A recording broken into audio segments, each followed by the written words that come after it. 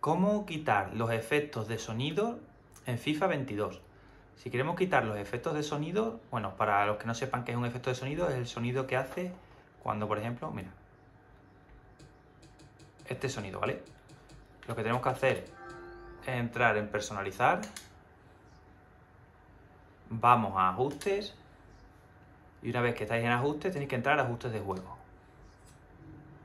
Cuando estáis en ajustes de juego le dais al R2 en caso de que estéis en la Play y os vais moviendo por el menú hasta que llegáis a audio. Y ahora sería esta opción, la primera. Y aquí, si lo bajáis un poco, bueno, baja el volumen y si lo ponéis en cero se desconecta, o sea, se quita el sonido. Espero que te haya servido el vídeo. Si es así, te agradecería que me dejases un me gusta. Hasta la próxima.